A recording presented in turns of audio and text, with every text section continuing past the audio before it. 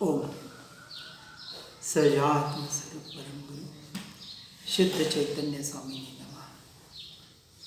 सदैवादिनय षट द्रव्य गुण पर्याय और प्रमाण का जड़ कर्म चेतन बंध का हर कर्म के अवसान का कह कर स्वरूप यथार्थ जग का जो किया उपकार है उसके लिए जिन वाणी माँ को वंदना शतवार है, वंदना शतवार है। सम्यक दर्शन की महिमा लाने के लिए, स्वरूप की महिमा लाने के लिए, स्वभाव की महिमा, अपनी आत्मा की महिमा लाने के लिए मूल ऐसा जो सम्यक दर्शन उसके स्वरूप को समझने का हम प्रयास कर रहे हैं। यहाँ समय प्रवृत्त गाथा 297 के व्याख्यान से बताया, वास्तव में कोई भी जीव अपनी चैतन्य भूमिका से बाहर रहता ही नहीं है ही नहीं है, सिर्फ भ्रांति से मान रहा है, किंतु अपनी चैतन्य भूमिका में जैसे भाव करता है वैसे ही भावों में रहता है। जब उपयोग को परद्रव्य में भटकाता है तो परद्रव्य रूप में परिणमित हुआ, ऐसे भ्रांति में जीता है, ऐसे परद्रव्य रूपी मोह राग द्वेष के भावों में जीकर अपने आप को ठगता है। ये स्वयं से स्वयं को ही ठग रहा है और उसे कोई भी नहीं ठग रहा। इसलिए जिस भूमिका में जैसा भाव करता है, तो अब हमें इन प्रभावों से हटकर अपने स्वभाव में आने का पुरुषार्थ करना है। तो स्वभाव में रहने का पुरुषार्थ करेगा तो स्वभाव रूप परिणमित क्यों नहीं होगा, सहज ही हो जाएगा। ऐसे भावों में रहने लग जाता है। इसलिए ज्ञानी ज्ञान भाव में और अज्ञानी अज्ञान भाव में ही रहता है, क्योंकि उसकी आदत, उसके भाव अज्ञानमय परिणमित हो रहे और ज्ञानी के भाव ज्ञानमय परिणमित हो रहे। तो ज्ञानी ज्ञान में रहने का पुरुषार्थ करते हैं और अज्ञानी उस ज्ञान स्वभाव को, अपनी आत्मा को, अपने स्वरूप को नहीं जानने की वजह से पररूप परिणमित हो रहा है और अज्ञानी ही बना रहता है।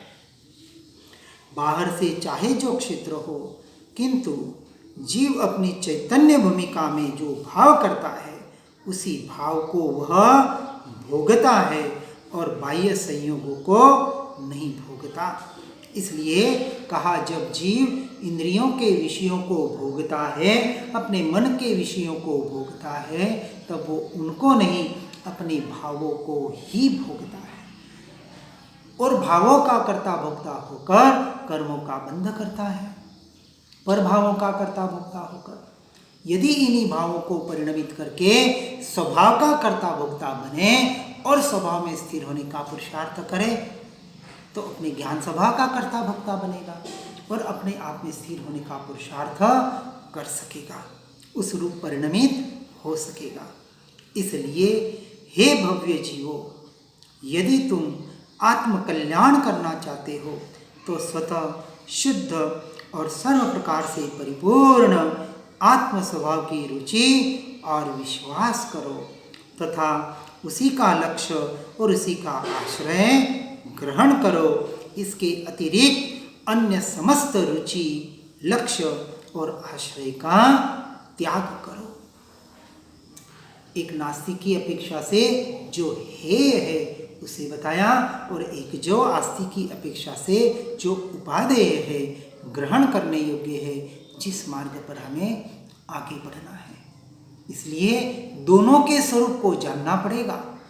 जिससे छूटना है ऐसा यह संसार, ऐसे ही मोह राग द्वेष के भाव, ऐसे ये परद्रव्य, इनके स्वरूप को जानकर वहाँ उनकी रुचि, उनका लक्ष्य और उनका आश्रय का त्याग करना है। ये व्यवहार का कथन हुआ, क्योंकि अनादिकाल से जीव की रुचि, जीव का लक्ष्य और जीव का आश्रय ये परद्रव्य और परभाव ही बने।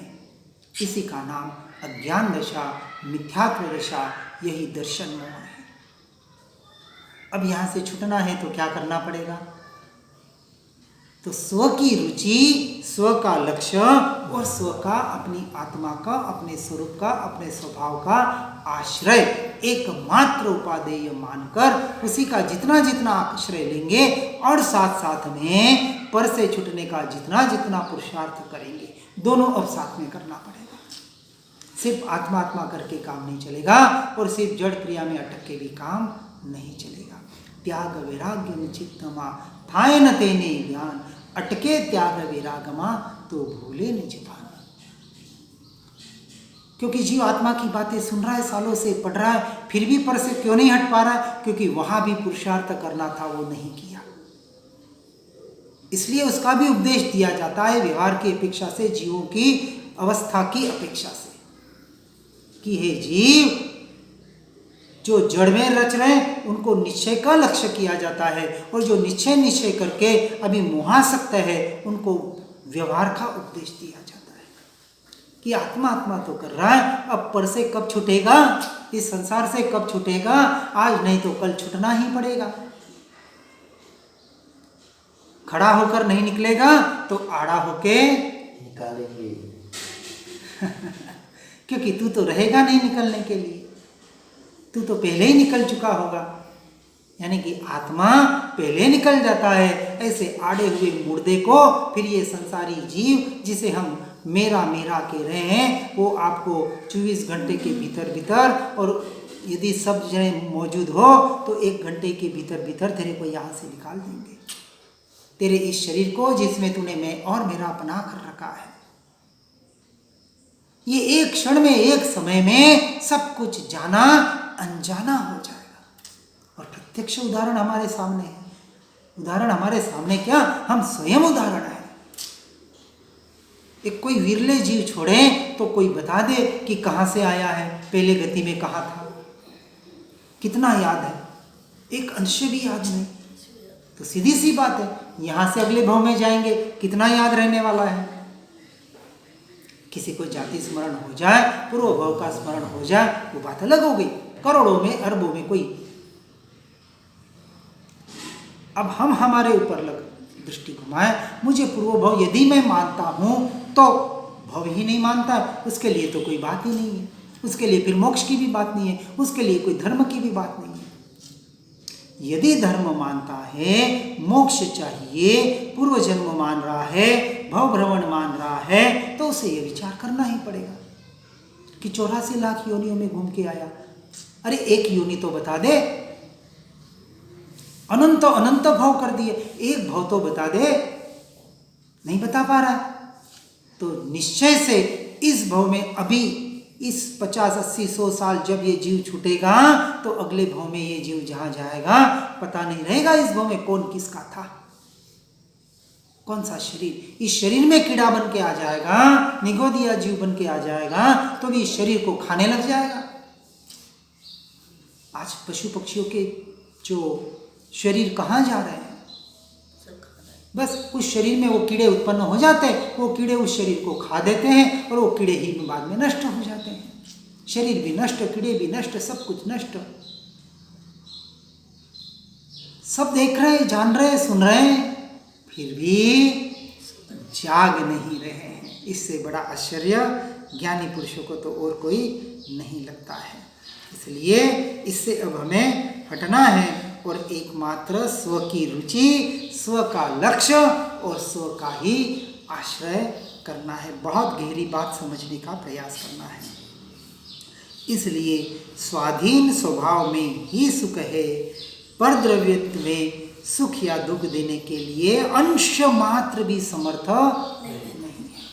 अंश मात्र, न मैं कोई मुझे सुखी दुखी कर सकता है, न मैं किसी को सुखी दुखी कर सकता। मैं अपने से सुखी और अपने से दुखी, अपने भावों से, अपने भावों को बिगाड़कर बाहर के सुख में सुख मान रहा हूँ, अपने भावों को बिगाड़कर बाहर के दुख में दुख मान रहा हूँ और उससे अपने आप को सुखी दुखी मान रहा हूँ। इसलिए ज्ञानी पुरुष, ऐसे सत्पुरुष बाहर के आश्रय से, बाहर के रुचि से छूटने की वजह से बाहर का सुख और दुख होते हुए भी अपने को सुखी दुखी नहीं मानते। मैं तो त्रिकाल सुख स्वरूप, त्रिकाल सुख स्वरूप, वो स्व के आश्रय से, वो बाहर वाला सुख मेरा सुख नहीं है, मैं स्वयं सुख स्वरूप हूँ, मैं स्वयं सुख हूँ। इस आश्रय से अपने स्व के रुचि से ही ज्ञानी पुरुष वहाँ अनंत काल के लिए अब सुखी है। दुख होते हुए भी दुख है, बाहर से दुखी कभी दिखाई भी देंगे, क्योंकि तीव्र उदय होगा वेदनीय का, सहन नहीं होगा, चारित्र की कमजोरी होगी, तो चिल्लाते हुए भी दिखाई देंगे, हाय राम भी बोलेंगे, फिर भी अपने आप को उस स्वरूप नहीं मान रहे, क्योंकि प्रतीति में टंकोत्कीर्ण है। इसलिए हे जीव, तुम अपने स्वाधीन स्वभाव का आश्रय छोड़कर अपने ही दोषों से पराश्रय के द्वारा अनादिकाल से अपना अपार और कल्याण कर रहे हो। स्वयं से स्वयं का कल्याण कर रहे हो। इन पर भावों में, इन पर द्रव्यों में अटक कर भटक रहे हो इस 84 के चक्कर में। अब यदि नहीं भटकना है तो अब सर्व पर द्रव्यों का लक्ष्य और आश्रय और रुचि छोड़कर एकमात्र स्वद्रव्य का, यानी अपने ज्ञान श्रद्धांत स्थिरता का आश्रय, सम्यक ज्ञान के द्वारा सम्यक दर्शन की प्राप्ति और सम्यक दर्शन सम्यक ज्ञान के द्वारा सम्यक स्थिरता यानी सम्यक चारित्र के द्वारा अपने उस द्रव्य तक, अपने ज्ञायक भाव तक उसकी स्थिरता का निरंतर पुरुषार्थ एकमात्र उपाय है। इसलिए यहाँ आगे बताते हैं, सद्रव्य के दो पहलू हैं, एक त्रिकाल शुद्ध स्वतः परिपूर्ण निरपेक्ष स्वभाव और दूसरा क्षणिक वर्तमान में होने वाली यह विकारी पर्याय अवस्था। दोनों घटित हो रहे साथ में द्रव्य से ही। इस द्रव्य के ही ये दो पहलू बताए हैं, क्योंकि जीव का ही परिणमन हो रहा है दो तरह से, एक पररूप और एक स्वरूप एक ही समय में, इसलिए उसको स्वपर प्रकाशक कहा। और यह स्वपर प्रकाशक किसका स्वभाव है? ज्ञान गुण का स्वभाव है। इसलिए ज्ञान की महिमा बताई। ये ज्ञान जो हर समय पर को जान रहा है और स्व को जान रहा है, ऐसा नहीं है।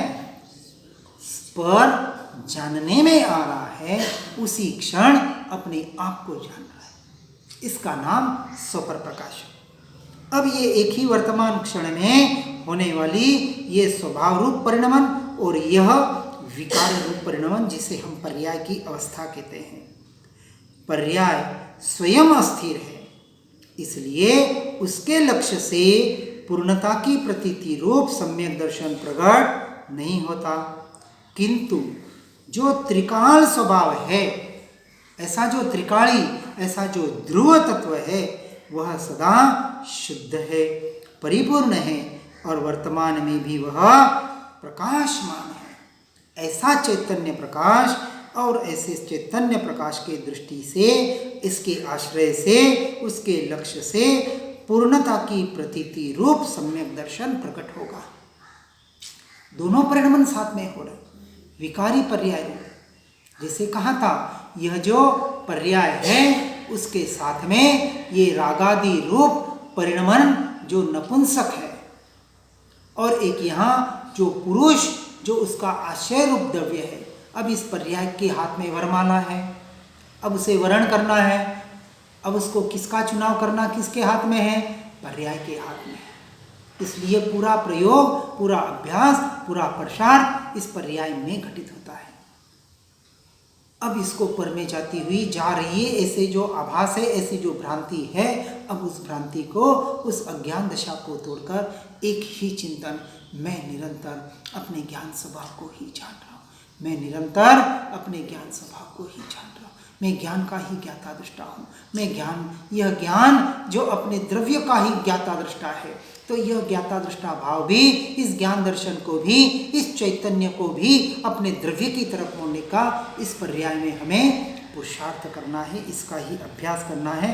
इसी का नाम ज्ञाता दृष्टा भाव। ये शब्दों में भी वापस नहीं अटकना है। कोई कहता है दृष्टा ज्ञाता ज्ञाता दृष्टा ज्ञाता ज्ञाता, ये क्या है भाव हमको समझ में नहीं आ रहा है। शब्दों में न अटके भावों को पकड़ना है कि जो भाव जो उपयोग पर रूप परिणमित हो रहा है, पर द्रव्य पर भावों की ओर जा रहा है, उसे निरंतर अपने ज्ञान स्वभाव के द्वारा, ज्ञान दर्शन के द्वारा, उन अनंत पर्यायों के द्वारा, उन अनंत गुणों के द्वारा जो एक त्रिकाली ध्रुव तत्व है उसकी ओर, उसमें स्थिर कराने का, उस परम पारिणामिक भाव में, उस ज्ञायक भाव में स्थिर होने का पुरुषार्थ करना, यही एकमात्र मोक्ष का उपाय है। उसी को यहाँ त्रिकाल स्वभाव कहा, जो सदा शुद्ध है, परिपूर्ण है और वर्तमान में भी प्रकाशमान है। इसलिए उसके आश्रय तथा लक्ष्य के पूर्णता से ही प्रतीति रूप सम्यक दर्शन प्रकट होता है। यही मैं, इसका निर्णय, यह टंकोत्कीर्ण श्रद्धान ही आत्मानुभूति है। लोग जनरली जीवों को आत्मानुभूति, अनुभूति, ये शब्द सुनते ही ऐसा लगता है कोई अनुभूति होनी चाहिए, क्योंकि अनादि से अनुभूति करने का अभ्यास जो इस 5 इंद्रियों के द्वारा और मन के द्वारा करने का पड़ा हुआ है, और आत्मा तो इस 5 इंद्रियों के विषयों के द्वारा या इस मन के द्वारा जानने में, श्रद्धा में, समझने में, अनुभव में आता नहीं है।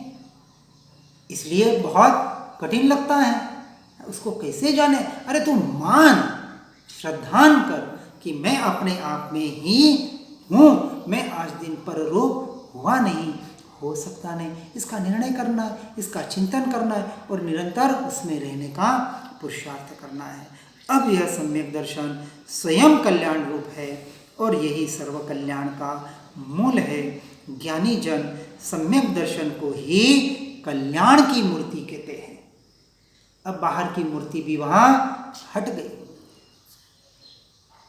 जीव सदा निरंतर मांगलिक, मंगल मूर्ति, कल्याण मूर्ति, हमें महाराज साहब के पास जाते मांगलिक सुनने के लिए, हमारे जीवन में मंगल हो जाए, हमारा जीवन सुखमय हो जाए, जो कभी आज दिन तक हुआ नहीं, हो सकता नहीं। महाराज साहब क्या परमात्मा भी नहीं बना सकते। हमारे पास कोई मांगलिक पहले सुनने आते थे तो हम तो एक बात कहते थे, आजकल तो कोई आता ही नहीं, पता पड़ गया ये तो पागल के पास क्या जाना मांगलिक सुनने। हम कहते थे मांगलिक सुनना है, कहते हैं हाँ क्यों सुनना है, जीवन में मंगल हो जाए। तो हम तो कहते थे मंगल, मंगल, जिसका मम अहंकार, ये परद्रव्य और परभाव में जो मैं और मेरापना है ये छूट जाता है, उसके जीवन में मंगल ही मंगल है। उसके जीवन में मंगल, सुख अपने आप आ ही जाता है। अब वो दुख में भी सुखी रहता है। हो गया हमारा मांगलिक। इससे बड़ा मांगलिक क्या हो सकता है। हम उस मन को गलाने को तो तैयार नहीं है, उस अहंकार को, मैं मेरेपने को छोड़ने को तैयार नहीं है, और जीवन में मंगल चाहते हैं उन महाराज साहब के द्वारा। क्या जिन्होंने संसार छोड़ा वो आपको संसार बढ़ाने के लिए आपको मंगलिक सुनाएंगे? और यदि सुना रहे तो कहीं ना कहीं आगे हम नहीं कहेंगे। समझना है बात को सिर्फ और सिर्फ धर्म के लक्ष्य से, और धर्म भी कौन सा क्रिया वाला नहीं, आत्मा के लक्ष्य से जो मांगलिक देते हैं। ये स्वाध्याय सत्संग क्या है, इससे बड़ा मांगलिक क्या है। लोगों को प्रभावना चाहिए। अरे वहां सोने की प्रभावना, वहां चांदी की प्रभावना, भागो। ये सत्संग प्रभावना ही नहीं लगती है, इससे बड़ी प्रभावना क्या होगी, जिसमें प्रकृष्ट भावना को भाया जाता है, वो सच्ची प्रभावना। और प्रभावना भी पर लक्ष्य से थोड़ी होती है, पर की थोड़ी की जाती है। प्रकृष्ट भावना तो स्वयं से स्वयं में घटित होती है, प्रभावना स्वयं से स्वयं की होती है। जो स्वयं की प्रभावना करता है वही पर की प्रभावना उससे होती है, वो करता नहीं है, क्योंकि वहां कर्तृत्व बुद्धि है ही नहीं। मैं किसी का भला करूं, भाव ही नहीं है। जिसका भला होना होगा इस जीव से, इस पुद्गल से होगा, और नहीं होना होगा किसी और से होना होगा, किसी और के वहां जाएगा, जहां जिसका ऋणानुबंध। क्योंकि मैं प्रभावना दूसरे की कर ही नहीं सकता, मैं तो मेरी प्रभावना कर सकता। क्योंकि मैं मुझ में रह सकता हूँ, दूसरा मुझ में या मैं दूसरे में जा ही नहीं सकता, कुछ बदल कर नहीं सकता। इस बात जिसको टंकोत किरण हो चुकी है, अब वो कौन सी प्रभावना देगा और कौन सी मांगलिक करेगा। अब उसके लिए कल्याण मूर्ति तो एक ही इस देह देवालय में बसा हुआ ये भगवान आत्मा ही कल्याण की मूर्ति है। अब जब इस कल्याण प्रत्यक्ष अपने भीतर परमात्मा को देखता है तो परमात्मा भी पर में चले गए, वहां से दृष्टि हट गई, हटानी नहीं है, हट जाए तो पकड़नी नहीं है। बात को बराबर समझना है। इसलिए समझना है कि धर्म का यह मूल, यह सम्यक दर्शन है, यह सम्यक दृष्टि है। इसलिए निरंतर अपनी दृष्टि को बाह्य दृष्टि से अंतर्दृष्टि करने का प्रयास करना। आचार्य पूज्यपाद स्वामी ने अपने समाधि तंत्र में, समाधि शतक में यही तो तीन आत्मा के जो तीन भेद बताए हैं व्यवहार की अपेक्षा से, बहिरात्मा, अंतरात्मा और परमात्मा। एक ही आत्मा की तीन दशा है। जो परमात्मा बने वो भी कभी बहिरात्मा थे, तो मैं भी यदि बहिरात्मा हूं तो पहले अब अंतरात्मा बनूं, यानी बाह्य दृष्टि से अंतर्दृष्टि करूं, और जैसे अंतर्दृष्टि होगी मैं एक दिन परमात्मा बनूंगा। मार्ग वही है। तो अब दृष्टि निरंतर अपने पे रखने का पुरुषार्थ करना। अज्ञानी की यह मिथ्या मान्यता है कि शुभ भाव धर्म का कारण है। शुभ भाव और शुभ क्रिया, चाहे जैना कहे, चाहे आहार निहार विहार का पालन करे, चाहे श्रावक धर्म कहें, चाहे साधु धर्म कहें, ये अनुव्रत और महाव्रत ये व्यवहार मात्र है निश्चय में आने के लिए। और जब निश्चय में होते हैं तब वो व्यवहार संपूर्णतः गौण होता है। इसलिए जिन्होंने मात्र अनुव्रत और महाव्रत को ही धर्म माना है वो सत्य धर्म को नहीं समझ पा रहे हैं, क्योंकि बाहर के मन वचन काया के परिणमन को धर्म मान लिया। अनुव्रत महाव्रत तो मन वचन काया के पुद्गलाश्रित है, द्रव्याश्रित नहीं है। और जो द्रव्याश्रित नहीं है वो धर्म कैसे हो सकता है? आधार हो सकता है, साधन हो सकता है, लेकिन धर्म नहीं हो सकता, साध्य नहीं हो सकता। कर्म के संवर निर्जरा का कारण नहीं बन सकता। संवर निर्जरा का कारण तो एकमात्र स्वभाव, द्रव्य दृष्टि। इसलिए जो शुभ भाव है और जो शुभ क्रिया है वह तो विकार है। क्यों विकार है? क्योंकि भ्रमण कराने वाला है। इस अपेक्षा से पुण्य को भी पाप कहा, इस अपेक्षा से, बेड़ी की अपेक्षा से। क्योंकि संसार लोहे की बेड़ी है और ये धर्म क्षेत्र सोने की बेड़ी है। जब तक आत्मा का लक्ष्य नहीं है तब तक। यदि आत्मा का लक्ष्य है तो संसारी जीव भी कर्म संवर और निर्जरा कर सकता है। शास्त्रों के एक वचन, ज्ञानी के भोग निर्जरा के कारण बनते हैं। अरे भोग, क्या बात कर रहे हैं? जीव कहते हैं ये तो सच्चंदी हो गया, भटक रहा है। ज्ञानी के कहा सम्यक दृष्टि के, तो पहले सम्यक दृष्टि बनो फिर भोगों की बात करना। भोगों में जाने की बात नहीं बता रहे।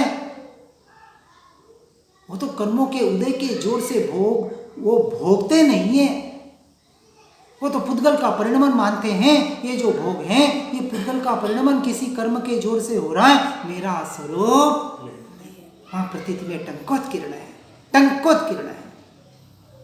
उन्हें वो निर्जरा का कारण बन रहा है। अज्ञानियों के लिए तो 100% भोग तो पाप का कारण बनेगा, लेकिन ये धर्म क्रिया भी पुण्य रूप परिभ्रमण का कारण बनेगा, कर्म बंध का ही कारण बनेगा, बिना आत्मा के लक्ष्य से। इसलिए उस अपेक्षा से उस पुण्य भाव को भी विकार कहा है। शुभ भाव को, शुभ क्रिया को अपेक्षा से बराबर समझना है। छोड़ने की, निषेध की बात नहीं। उसे धर्म न माने, शुद्ध के लक्ष्य से। यदि अशुभ में है तो अशुभ से छूटने के लिए उसका सहारा जरूर ले। तो इस प्रकार से व्यवहार निश्चय को बराबर समझना है। इसलिए ये परभाव पर द्रव्य की क्रियाएं धर्म का कारण नहीं है। सम्यक दर्शन स्वयं धर्म है और वही धर्म का मूल कारण है। अज्ञानी का शुभ भाव अशुभ की सीढ़ी है। क्या बताया? अज्ञानी का शुभ भाव भी अशुभ की सीढ़ी है और ज्ञानी के शुभ का अभाव भी शुद्धता की सीढ़ी है। यही बात बता दी है। अशुभ से सीधा शुद्ध भाव किसी भी जीव के नहीं हो सकता, किंतु अशुभ को छोड़कर पहले शुभ भाव होता है और उस शुभ भाव को छोड़कर शुद्ध में जाया जाता है। इसलिए शुद्ध भाव से पूर्व अशुभ भाव का ही अस्तित्व होता है, निषेध नहीं कहा। इसलिए शुभ भाव कौन से? जो शुद्ध का लक्ष्य करा, उसे वास्तविक व्यवहार शुभ भाव कहा। इसके अलावा जो शुभ भाव है वो भी व्यवहाराभास है, बिना आत्मा के लक्ष्य से। इसलिए भक्ति, स्वाध्याय, सत्संग, जो भी हम ये बाहर का प्रोसेस कर रहे हैं, चाहे वेद ज्ञान हो, वेद विज्ञान हो, जो भी क्रिया कर रहे हैं, यदि आत्मा के लक्ष्य से हो तो वो शुभ भाव उपादेय है, अपेक्षा से, अशुभ की अपेक्षा से। परंतु शुद्ध की अपेक्षा से वो शुभ भाव भी हेय है।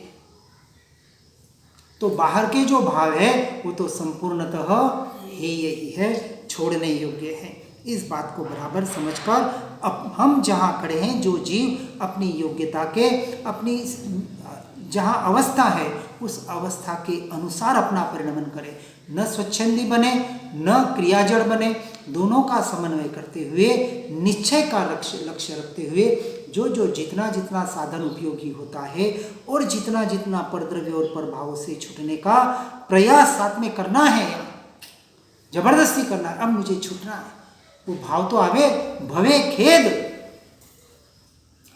भवभ्रमण का खेद होवे, संसार में मैं रच पच रहा हूँ उसका खेद होवे, उसकी निंदा कर रहा होवे, उसका प्रतिक्रमण होवे और वहां से छूटने का प्रत्याख्यान होवे। ये सच्चा प्रतिक्रमण। इन परद्रव्यों से तो छूटना ही है, परंतु उनके निमित्त से उत्पन्न होने वाले इन प्रभावों से भी मुझे छूटना है और उसके लिए एकमात्र आश्रय स्वद्रव्य का। बस क्रिया तो एक ही करनी है। इस प्रकार से यहाँ कहते हैं कि शुभ भाव की रुचि और उसका शुभ भाव पाप का ही मूल कहलाएगा। जो जीव शुभ भाव से धर्म मानकर शुभ भाव ही करता है, शुभ क्रियाएं करता है, उस जीव को उस शुभ भाव के समय ही मिथ्यात्व के सबसे बड़े महापाप का बंध हो रहा है। भले कषाय भी बंद हो जाए तो क्या लग रहा है, ये मिथ्यात्व रूपी जो महापाप है उसका तो पाप, जिसको हम कोड़ा कोड़ी सागरोपम का कहते हैं, लग ही रहा है। इसलिए वहाँ से इस महापाप से पहले छूटना है, अर्थात उसे मुख्यतया तो अशुभ का ही बंध होता है। और ज्ञानी जीव यह जानते हैं कि यह शुभ भाव का अभाव करने से ही शुद्धता होती है, इसलिए उनके कदापि शुभ की रुचि नहीं होती, अर्थात वे अल्पकाल में शुभ का भी अभाव करके जैसे शुभ भावों में आते हैं, अशुभ से तो हटते ही हैं और शुभ भाव से भी हटकर उस शुद्ध भाव रूप होने का निरंतर पुरुषार्थ करते हैं। मिथ्या दृष्टि जीव पुण्य की रुचि सहित शुभ भाव करके 90 ग्रह तक गया, तथापि वहाँ से निकलकर निगोद आदि में गया, क्योंकि मिथ्यात्व का शुभ भाव भी पाप का मूल कारण है। इसलिए कहा तपेश्वरी सो राजेश्वरी और राजेश्वरी सो नरकेश्वरी, ऐसा व्यवहार से कहा जाता है, अपेक्षा से समझना है। शुभ भाव मोह रूपी राजा की कड़ी है। जो उस शुभ भाव की रुचि करता है वही मोह रूपी राजा के जाल में फंसकर संसार में परिभ्रमण करता है। इसलिए कहा काम राग स्नेह राग छोड़ना आसान है, परंतु यह दृष्टि राग छोड़ना अच्छे अच्छे साधु संतों को भी भारी पड़ता है। तो हम जैसे जीवों को तो बहुत सावधान रहना है। इसलिए जीव मुख्यतया अशुभ में तो धर्म मानता ही नहीं, परंतु शुभ में धर्म मानकर वह जीव अज्ञानी का अज्ञानी रहता है। जो स्वयं अधर्म रूप है, ऐसा राग भाव धर्म के लिए कैसे सहायक हो सकता है। इसलिए धर्म का कारण धर्मरूप भाव होता है या अधर्मरूप भाव होता है, इसका हमें विचार करना है। तो धर्मरूप भाव कौन सा? जो स्व के लक्ष्य से हो, और अधर्मरूप भाव कौन सा? जो परद्रव्य और प्रभावों के लक्ष्य से हो। इसलिए अधर्म रूप भाव का नाश होना ही धर्म का कारण है, अर्थात सम्यक श्रद्धान ज्ञान और चारित्र द्वारा अशुभ तथा शुभ भाव का नाश होना ही धर्म भाव का मुख्य कारण है। इस प्रकार से शुभ भाव धर्म की सीढ़ी नहीं है, किंतु सम्यक समझ पूर्वक सम्यक दर्शन ही धर्म की सीढ़ी है। केवल ज्ञान दशा संपूर्ण धर्म है और सम्यक समझ अंशता धर्म यानी श्रद्धान रूपी धर्म है। वह श्रद्धा रूपी धर्म ही धर्म की पहली सीढ़ी यानी चौथे गुण स्थानक में स्वसंवेदन प्रत्यक्ष आत्मानुभूति, अपने आत्मानुभूति पूर्वक सम्यक दर्शन टंकोत्कीर्ण स्वयं का निर्णय ही पहली सीढ़ी है। और इस प्रकार धर्म की सीढ़ी धर्म रूपी है, किंतु अधर्म रूप शुभ भाव कदापि धर्म की सीढ़ी नहीं बन सकती। इसलिए श्रद्धा धर्म के बाद ही चारित्र धर्म होता है। वैसे अपेक्षा से तो सारा परिणमन एक ही समय में होता है। जैसे जिस समय में यह सम्यक ज्ञान सम्यक दर्शन रूप परिणमन होता है और यह कहता है यही मैं, वहाँ एक समय के लिए वहाँ स्थिरता रूप सम्यक चारित्र आता है। ऐसे रत्नत्रय की एक रूपता का नाम मोक्ष मार्ग है। इसलिए श्रद्धा रूपी धर्म उस धर्म की सीढ़ी है। और भगवान श्री कुंदाचार्य देव ने कहा है कि दंसण मूलो धम्मो, यह सम्यक दर्शन ही धर्म का मूल है। इसलिए व्यवहार सम्यक दर्शन और निश्चय सम्यक दर्शन दोनों के परिणमन को यथार्थ रूप से समझकर अपने जीवन में परिणमित करने का प्रयास हर जीव करे। इसी का पुरुषार्थ करते हुए अपने सच्चे मोक्ष मार्ग की ओर बढ़ने का जागा तब से सवेरा। अब जागना है इस मोक्ष मार्ग में, इस परमार्थ मार्ग में जागना है और अनादि की इस मोह माया के निंद को तोड़ना है। दोनों प्रयोजन साथ साथ में होंगे। हर जीव आगे बढ़ने का पुरुषार्थ करे। जिना के विरुद्ध कुछ भी कहने में आया हो तो मिच्छामि दुक्कड़म। जिनवाणी के ज्ञान से हो सम्यक श्रद्धा, हो चारित्र महान भाव पद निर्वाण, निज निधि निज में बताई, यह अनंत उपकार है उसके जिन वाणी माँ को वंदना शत बार है, वंदना शत